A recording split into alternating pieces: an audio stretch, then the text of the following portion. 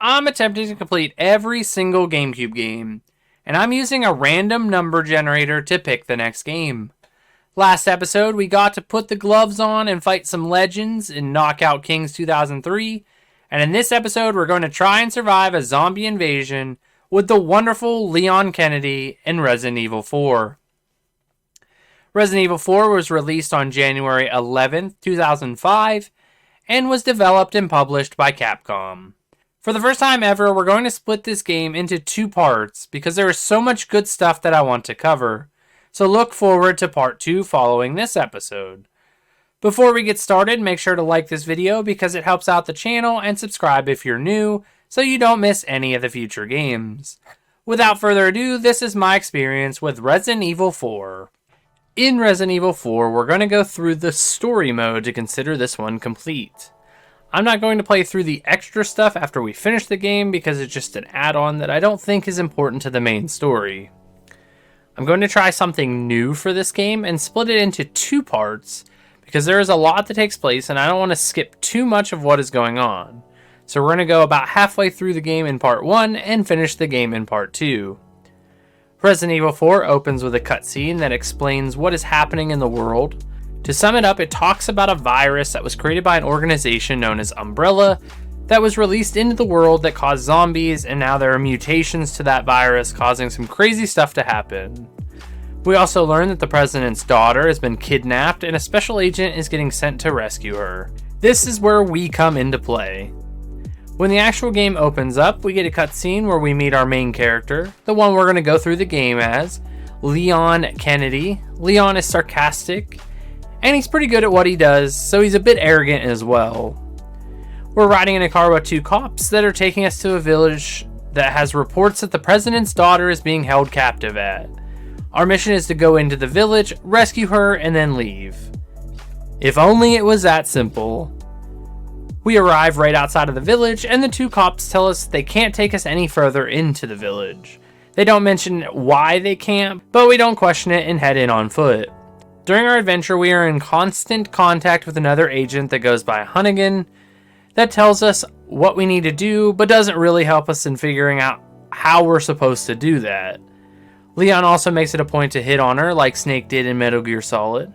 If you haven't already, make sure to check that game out as well. We also find out that the president's daughter's name is Ashley, so when I refer to her in the future, that's who I'm talking about. Once we get out of this dialogue, we get to play as Leon finally. If you don't know what Resident Evil is, it's a third-person survival game that requires us to save our ammo and healing items to make sure we can survive during the whole game. The aiming in this game has us using red lights, and it's something I had to get used to at the beginning, so if you think I suck early on, I did. Thanks for pointing that out, it really helped my self-esteem. Anyways, we arrive at this house outside the main village, and a man goes inside and closes the door. So we decide that we're going to go inside without being invited to try and get some information. Leon has really bad manners. When playing the game, there are a bunch of things we can interact with. Some will be items we can use, and others will give us information about the world, or are completely pointless. When we go to the back of the house, we get a cutscene where Leon asks if the man has seen Ashley, and he shows her a picture of her. The man doesn't have a normal reaction and decides to grab an axe and try to kill us. We dodge out of the way and get thrown back into the gameplay where we get to kill our first enemy of the game. He's not too hard to take down, but we just have to aim and shoot without getting hit with the axe. At the bottom right of the screen, it shows us how many bullets are in our gun, and the green ring around is our health. Right now we can't have a full ring, but there are items that allow you to increase your overall health later on in the game. After we kill the guy in the house, a truck starts and a bunch of other villagers are now coming to the house to kill us, and we have to figure out a way to escape. We find some handgun ammo and decide that jumping out of the second story window is the way to go. We dive outside and are immediately met with a bunch of villagers trying to kill us. After killing all the villagers, we can move into the village, but before that I want to show that some of the villagers drop gold and items that we can use later in the game to buy items using the gold and to upgrade our weapons. But I'll get into that a little later on. For now, let's move the story along. After finding the gold, we break some boxes that hold items such as ammo and gold, but also green, red, and yellow herbs. These can be used to heal us when we take too much damage. This is a classic Resident Evil stuff, and I really like it. In specific areas on the map, you'll find typewriters that allow you to save the game. Since this is a survival horror game, we can't just save anywhere, so we have to plan out what we're going to do based on the last save we have. After we're done saving the game, we decide to save a dog that is caught in a bear trap, which promptly runs away. If you know, you know, but I'm not going to say anything about it now. We found this shed that just had some woman hanging in it. I don't think that's how you use a pitchfork, but carry on. Finally, we find the gates that lead us into the village. A slow-moving beginning, but now we're heading into some action. Once inside, we get another cutscene that has us looking at what's going on in the village. And the first thing we find is one of the cops with a hook shoved through his chest, burning over a fire. Nice and toasty. Then we get to go into the village and try not to get spotted, or at first that's what I thought I was supposed to do. But after alerting everyone in the area, we have to run around, stay alive, and kill as many villagers as we can. However, I decided to go into this building and back out, and was met with a man swinging a chainsaw around. And he immediately cut off my head. Look how brutal this was. I had no chance to react to this. When you die in this game, it tells you that you're dead, and lets you start from the previous checkpoint in some areas.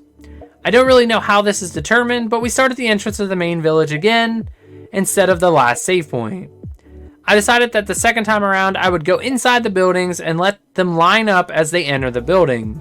This worked pretty well until this woman snuck up on me through the window behind me.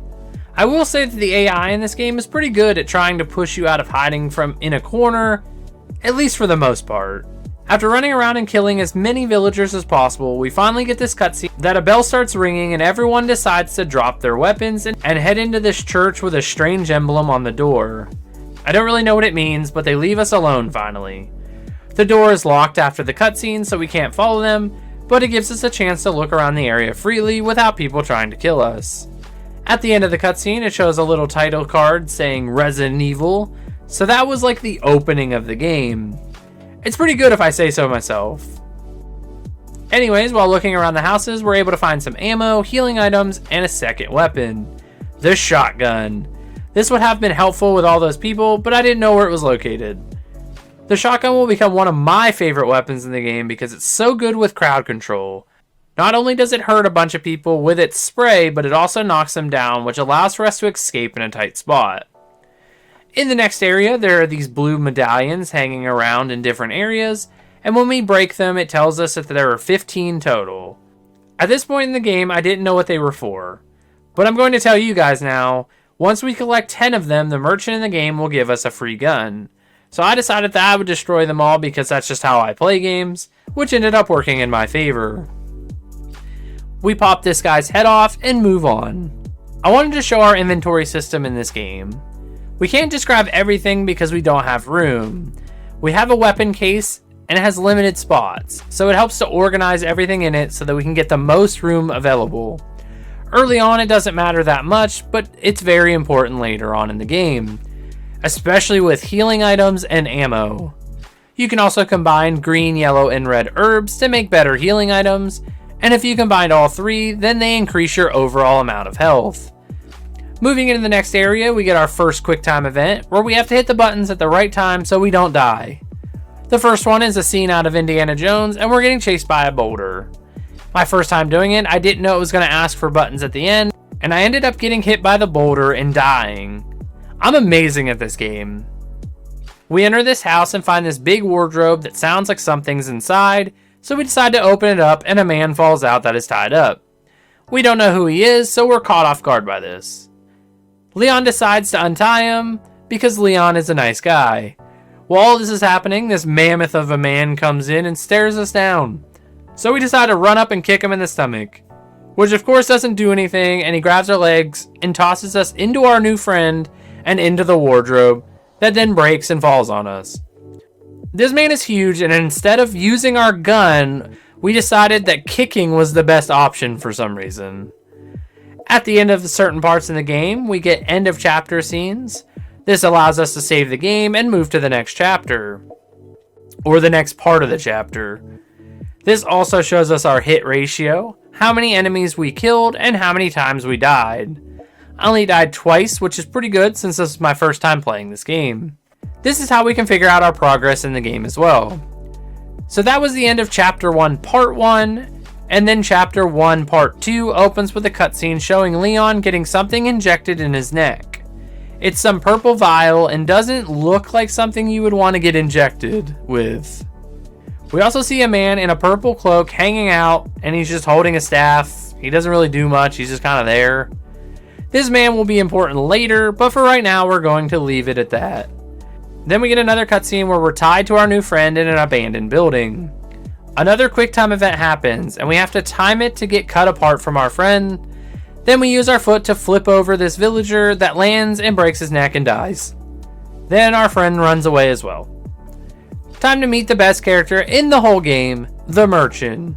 This man is a legend, has some of the best dialogue in the game, with such classics as "What you buyin'" and "What you sellin'." He seems normal enough and is willing to sell us items. In his menu, we can upgrade our weapons using the gold we collect along the way. Upgrading the weapons is much needed because this game will start to get difficult without doing it. We decide to upgrade our handgun, and he even sells a larger weapon case that will let us carry more items. Another super important thing in the game. Once we're done upgrading our weapons, we move into this area that is on the edge of like a mountain or a valley or something, and we can shoot people and have them fall down, saving us a bunch of ammo. In this game, if the villagers grab a hold of you, you have to shake the control stick back and forth to get loose from their grip. You will lose health either way, but the longer they grab you, the more health they take. I also discovered that I could shoot their weapons out of their hands here, which is nice when they're using explosives and throwing axe. We collect these two halves of an emblem and are able to put them back together to unlock the door to leave the area. Resident Evil is known for parts of the game that involve puzzles, and we stumble across our first one in the next area. This puzzle has us moving the emblem in the middle up, down, left, and right to match the emblem that is on the door to unlock it. It's super easy to do, but I thought I would point it out because there are puzzles throughout the game. Not all of them are required, but it's another aspect to the gameplay that makes the game fun. We get another cutscene where the big man from before grabs us by our neck in the hallway and looks deeply into our eyes and decides to put us down. It seems like he doesn't want us to follow him into the room, but I decided that I was going to do it anyways. Since we follow him, we end up in another situation where it looks like he's going to kill us, but a woman appears in the window and shoots at him, causing him to bull rush at her, and he falls out of the window. One of the craziest cutscenes that gave us no information, just more questions. We're able to survive, I guess, and we move on in the game. That's also the end of Chapter 1 Part 2, which we didn't die any in that section. Go us! After picking up the relic key for the church that we couldn't get into before, we head back to the church and unlock the door. Finally, we can find out where all these people were headed when they stopped trying to kill us. We ended up having enough gold to buy the medium-sized weapon case, and now we can hold more stuff. It was definitely needed because I was starting to run out of room for items. We finished destroying all the blue medallions and then head back to the merchant to get our free gun, which is called the Punisher. Just an upgraded version of the pistol, but because I've been upgrading our basic pistol, it ended up being better than this one. But I'm going to hang on to it for now. We get another boulder chase scene and clear out an area with endless villagers and wire traps to get down to the lake. When we get down to the lake, we get a cutscene that lets us watch two villagers on a boat throw a dead body into the water and then leave. We continue to watch as a massive fish comes out of the depths and eats the dead body. Is this their pet goldfish? Remember kids, never flush your goldfish down the toilet because they can and will turn into a massive man-eating fish. Leon, being the brave man that he is, decides to go down to the dock and get on a little boat to cross over the lake. Leon is incredibly brave or incredibly dumb. I'll let you decide that on your own.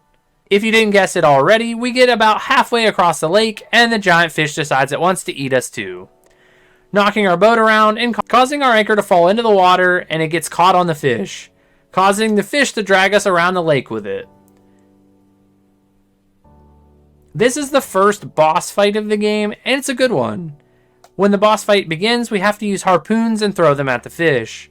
The fish will turn and swim at us, and if we don't hit him enough times, he'll knock us off our boat, and then we have to mash the A button to swim back to the boat before the fish can eat us. It's not a very difficult boss fight, but every time he hits us, it does damage, so we have to make sure that we have enough health. The less health you have, the slower we swim back to the boat.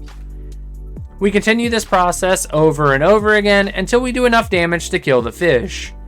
I was knocked off my boat so many times in this fight that I was sure I was going to end up dying to this fish. I got lucky though and was able to kill the fish on my first try. Pro gamer. Once we kill the fish, we get this cutscene where the fish flops around in the water and eventually dies. This is an iconic boss fight and was the only one I knew about before playing through this game. They did a wonderful job in this one and I found it to be super fun. During the cutscene, the rope of the anchor gets wrapped around our leg and Leon has to cut the rope so that we don't get dragged in the water and drowned.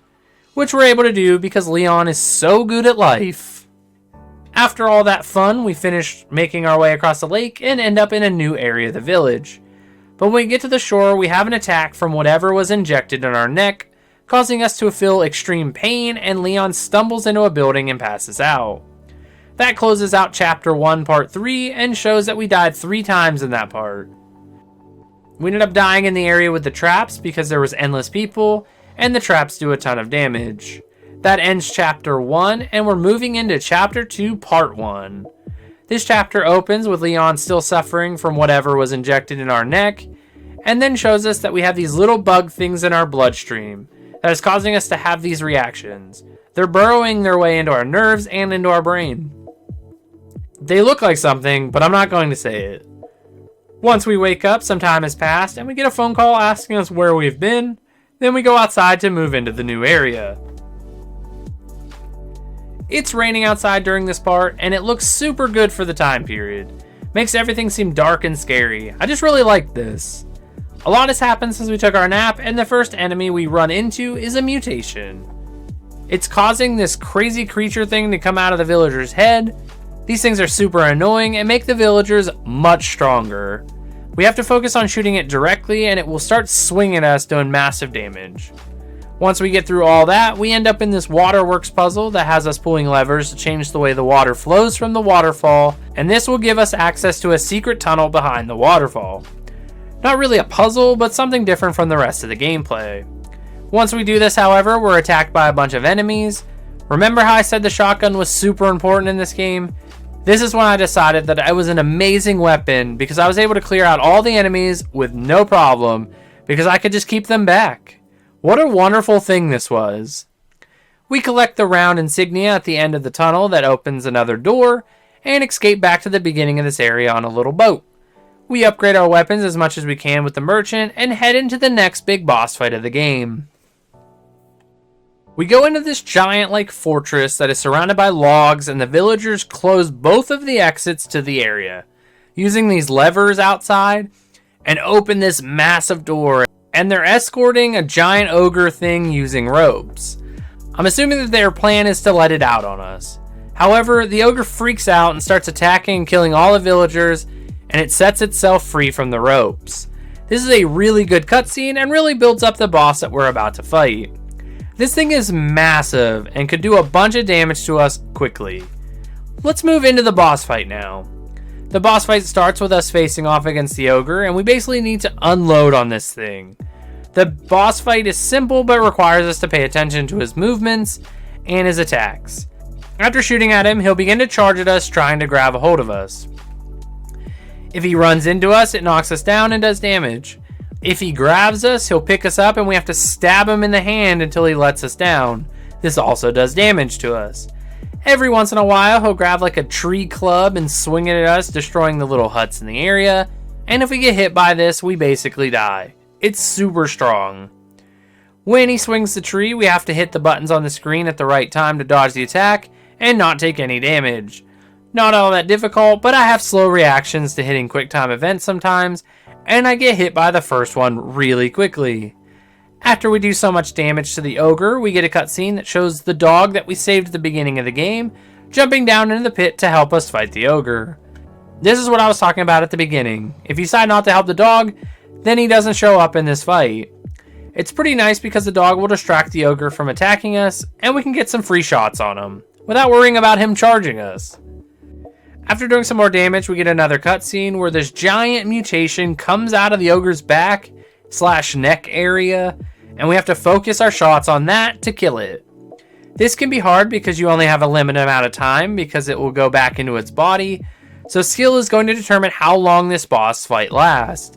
After continuing this pattern for a while and having no health and very little ammo left, we're able to bring him down, and we get another cutscene where the ogre finally falls over and dies, after he looks like he's going to rage out even more. Once he falls to the ground, the gates somehow open back up. Is this the villagers being nice? Are they somehow tied to the ogre's vitals or something? I don't know how to explain how this would work. I don't understand. I wish this cutscene would have just had the ogre smash into the 2 gates when he was dying, breaking them, so it just made a little more sense. But I guess it is what it is. Anyways, the ogre drops 15,000 gold, and we're able to leave the area and head to this church at the top of the cemetery.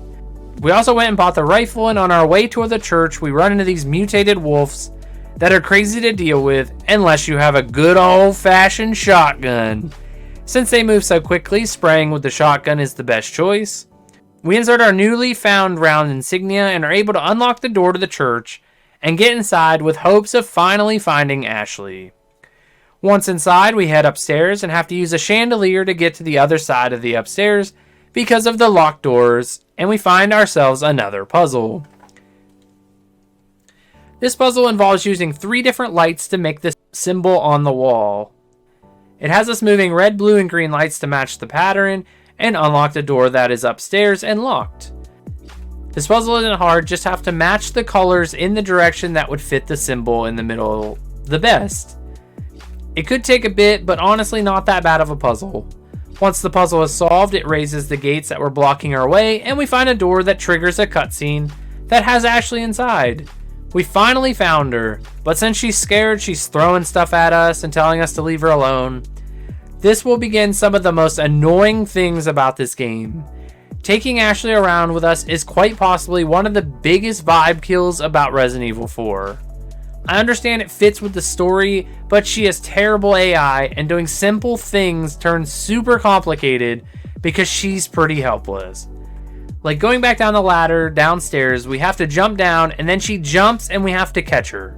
You're telling me she couldn't just climb down the ladder like we do? Come on now. Anyways, once we get down to the first floor again, we run into the man with the purple cloak, and he tells us that we can't leave, and we won't be taking Ashley because she's important to some bigger plan or something. He tells us about what they injected both of us with, and then we have limited time before it takes over our bodies completely. I don't know, he's annoying. At the end of the cutscene, he has 2 villagers shoot crossbows at us, and we have to dodge them and jump through a window into a secondary room of the church. It's funny how after he does that, he doesn't chase us or anything. He's just like, that's fine, we'll catch up with them later. I really can't tell if he's that confident or that dumb, but either way, it's nice to get out of the situation. This ends Chapter 2, Part 1, and we only died once in this part to the ogre boss fight. I'm also getting more accurate with my guns now, so that's a good thing. Chapter 2, Part 2 opens with a bunch of villagers in the cemetery waiting for us to come out so they can kill us. I think there's an easier way to do this by using the cart that has explosives on it, but I didn't notice it, so I ended up just killing everyone with my guns. I wanted to point out now that we have to watch Ashley's health too, and if she dies, we end up getting a game over as well. So it adds more to that whole Ashley making the game a bummer thing. After escaping from most of the villagers, we end up on this bridge that leads to a house that our friend is inside, and he lets us come inside. We begin talking, but all the villagers end up surrounding the house and try to break inside. This is one of the most difficult parts for me, and I ended up dying 5 times or so during this part because I would die or Ashley would die. It starts out pretty easy, and we can keep them from entering the house by killing them at the boarded up windows. But after the boards come off the windows, they can freely enter the house, and there will be a lot of them. Using the shotgun is a good choice here, but I don't have all that much ammo for it. So I was trying to save as much as possible. I did find out during this part that the flash grenades end up being one of the most helpful things in this part. because the mutated things that come out of the head of the villagers die immediately from them, and is helpful for not taking massive hits from the scythe-swinging attack they have. Once we kill enough of them, we get another cutscene that shows all the villagers leaving, and it looks like the attack is done for now. This game gets crazy sometimes, but I think it adds to the danger that we're actually in. Our friend decides to leave after the battle, and it's back to just Leon and Ashley. That's the end of Chapter 2, Part 2, and I was right, I died 5 times in this section of the game, mainly from the house battle. But yet again, our hit ratio increased, so I'm thinking I'm starting to get better at the game. Chapter 2, Part 3 opens up with us going into this fortress area with a bunch of villagers, and we need to get to the other side, but we need to find a key to unlock the door to leave. The villagers attack us a lot during this part, but I found out that we can have Ashley hide in dumpsters during the actual fighting, so it actually makes it much easier not having to worry about her staying alive, and once we clear the area we can whistle and she'll get out of the dumpster and meet up with us, as long as she's physically able to. The hardest part of this area is that we have to jump down into this pit where 2 women with chainsaws are trying to kill us. It's because they can one-shot us that makes it hard, but using the shotgun I can clear the area, keeping them pretty far away from us. I also caught this man on fire, which I didn't know I could do during this section. So satisfying. Once we kill both of the women, we find that one of them is holding the key around her neck for the door to escape this area. It's called the camp key, and now we just have to get to the other side of the fortress thing. Once we get over there, however, a bunch of enemies attack us all at once. So I tell Ashley to get into the dumpster and begin taking out the enemies the best I can. I don't have any shotgun ammo at this point, so I was using grenades and the handgun, and it was actually pretty difficult without having something to clear the area easily. Once we clear out everyone, we whistle for Ashley, unlock the door, and then remove the wood blocking the way. And then we're able to leave the area. This takes us into an area with the merchant and a door that needs us to scan someone's eye to open it. So now we have to figure out what to do. I stumble upon this lift system. It reminds me of a ski lift, but with big platforms instead of seats. This has us riding down the lift as villagers are riding up throwing weapons at us, and on the side of the cliff throwing stuff at us as well. We have to shoot them and get them to fall off the lift to get down to the bottom. I love that every time we take out one of the villagers, Ashley does this little fist pump behind us. Look how awesome it is. She does it every single time. It makes me feel like she's really rooting for us. Yeah, Ashley, I am the best. Thanks for confirming that. After taking everyone out, we get to the bottom of the lift and come across a massive barn. We get a cutscene where we tell Ashley to go hide and we'll come get her after we're done exploring inside the barn. Are you ready for big boss fight number 3? We go inside the barn and look who decides to show up to the fun. It's the big man, the big cheese from before. He grabs us by the neck and he throws us into the rafters and proceeds to bend the handles to the exit so we can't even open the door. We have no way to escape from him now. It's time for us to do battle with this man once and for all. We decide to shoot a gas barrel to take him out. However, he has other plans and decides to mutate into an even bigger man with a stretched out spine. It sort of reminds me of like a jack-in-a-box, and then he grows spider legs out of his back. This is the craziest creature and one that puts up a good fight. Now let's go into the boss fight. The fight takes place in the burning barn, and we can either fight him on the ground level or climb up to the second floor area of the barn to fight him. Since he's big and awkward, it's a bit safer to be up top because he can only get us with one move, and if you're looking for it, you can hop down to avoid it. While this is happening, we just have to continue shooting him and doing damage. There are some items in the area, but not a huge amount, so we have to manage with what we have. He ends up knocking us off the second floor of the barn, and we almost die from this. This ends up being a really close call, but I ended up escaping and can heal myself before he finishes me off. Once we do so much damage to him, his spine and legs break off, and then we have to deal with his spider form. This is much harder because he can climb in the rafters of the barn, plus we can't just stay upstairs to avoid him. So now we basically go in a big circle of climbing upstairs and then jumping down, shooting him as much as we can during all this. After having no health at all and nothing left to heal myself with, We're able to land the final blow on him, and he finally dies. We did it. We killed the massive man that has been haunting my dreams for 2 chapters in this game. We get another cutscene that shows him dying and his eyeball falls out of his head. We solved our problem with the door to leave the village. We pick up the false eye and 30,000 gold and see that we can escape from the side of the barn. So we do, and we meet back up with Ashley. We take the lift back up to the door and use the eye to unlock it. What a way to unlock a door, by killing a man and stealing his eyeball.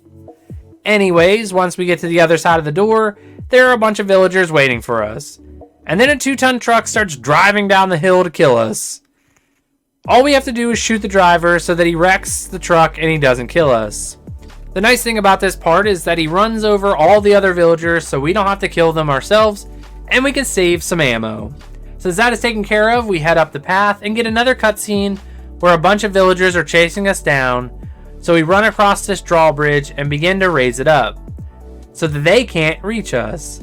There's a massive castle on the other side, and that's where we're going to spend a big portion of the rest of the game. Once the bridge is up, we're finally safe, and that ends Chapter 2, Part 3, and we can move into Chapter 3 of the game. We only died 5 times in that section, and I think it was mostly from the Chainsaw Girls, the lift, and the truck section, not the boss fight, surprisingly. This is where I'm going to end Part 1 of this game for us, and we will continue Part 2 exploring the castle and meeting some new people and enemies. As always, thanks for watching. Remember to subscribe, like, and share this video, and we'll see you in the next one.